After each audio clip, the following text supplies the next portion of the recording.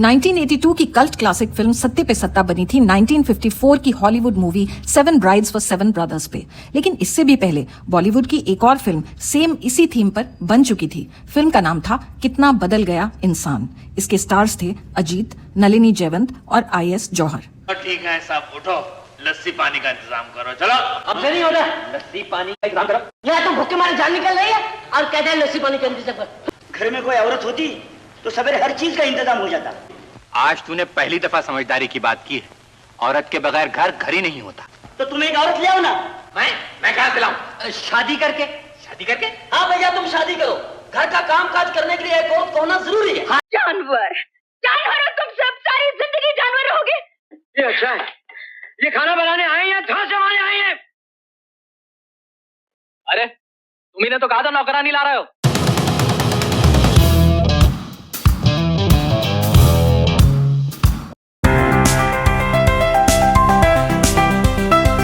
अमिताभ बच्चन और अमजद खान के बीच का फेमस सीन, जिसमें अमिताभ बार बार दारू पीने से लिवर खराब हो जाता है, बोलते हैं अमिताभ के बंगले जलसा में शूट किया गया था।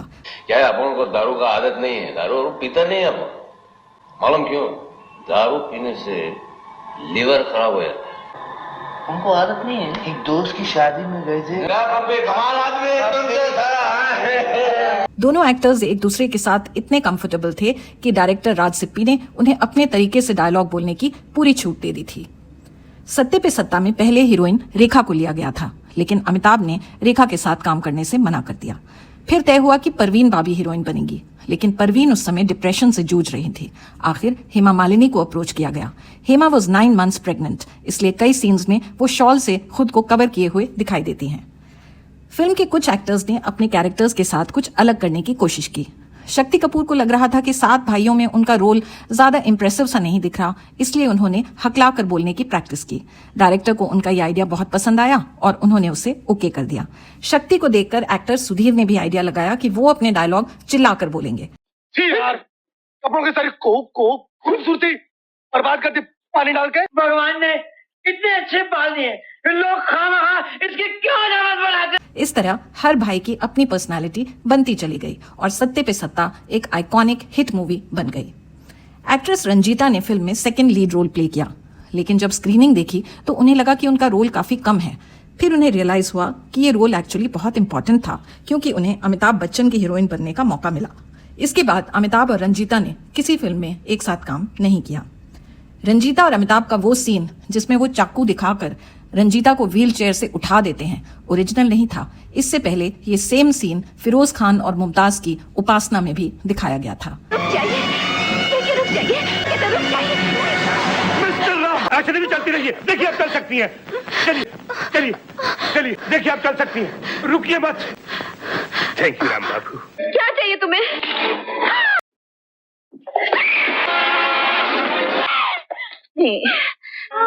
सीमा, तुम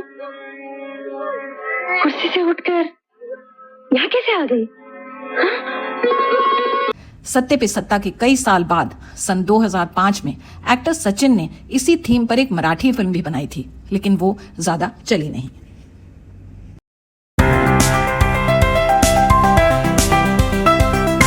ये जाना पहचाना चेहरा आपने 1950s और 60s की कई फिल्मों में देखा होगा। नाम है KN Singh, short for Krishna Niranjan Singh. KN Singh का फेमस घूरने का अंदाज बहुत निराला था और उतनी ही निराली थी उनके फिल्मों में आने की कहानी। हुआ यूं कि KN सिंह के पिता चंडी प्रसाद सिंह एक रॉयल फैमिली से ताल्लुक रखते थे और बहुत बड़े क्रिमिनल लॉयर भी थे। KN सिंह भी उन्हीं के नक्शे कदम पर चल रहे थे, लेकिन फिर कुछ ऐसा हुआ कि उनका लॉ पर से भरोसा ही उठ गया। कोर्ट में उनके पिता ने मजबूत दलील देकर एक ऐसे आदमी को बचा लिया जो असल में गुनहगार था। बस इसके बाद KN सिंह ने कानून की किताबें बंद कर दी और हाथ में जैवलिन पकड़ लिया। स्पोर्ट्स में तो वो हमेशा से अव्वल थे और जैवलिन और शॉटपट में माहिर। Can you believe it? KN Singh का सिलेक्शन 1936 के बर्लिन ओलंपिक्स में भी हो गया था, लेकिन किस्मत उन्हें कहीं और ही ले जा रही थी। उनकी बहन की अचानक तबीयत खराब हो गई और वो कंपटीशन छोड़कर कैलकाटा भागे। वहां उनकी मुलाकात अपने फैमिली फ्रेंड पृथ्वीराज कपूर से हुई। कपूर साहब ने उन्हें डायरेक्टर देवकी बोस से मिलवाया and the rest as they say K N. Singh को जेंटलमैन विलन के नाम से जाना जाता था। वो फैंसी डेंस और गैजेट्स वाले स्मगलर या गुंडे नहीं, हमेशा एक वेल ड्रेस्ड, कोल्ड और कैलकुलेटिंग टाइप के बैडमैन प्ले करते थे।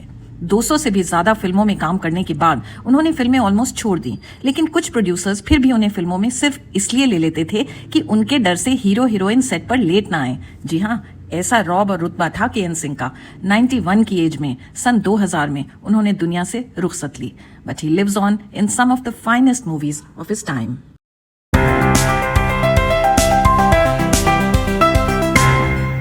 पिछले संडे मैंने आपसे पूछा था कि सीन देखकर इस चाइल्ड आर्टिस्ट का नाम बताइए।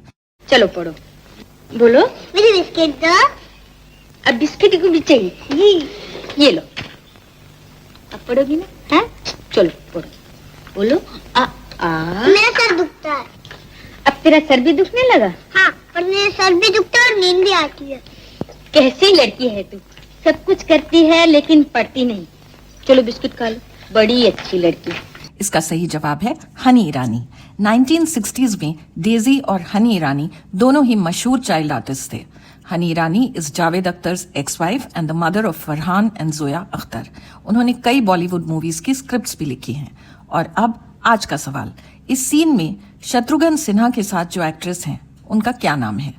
सुनिए, आपको घर जाने की बहुत जल्दी है। जल्दी है भी और नहीं भी है भी और नहीं भी है।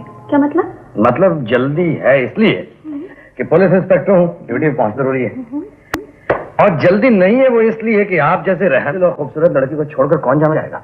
अगर ये बात है तो फिर जल्दी नहीं है वाली बात कीजिए। ध्यान से देखिए, शायद पहचान में आ जाए। आपके जवाब का इंतजार रहेगा। As always, thank you for your love and support. अगले हफ्ते फिल्मी मुनिया की फिल्मी दुनिया का एक और इंटरेस्टिंग एपिसोड लेकर आऊंगी। तब तक के लिए keep watching and keep rocking.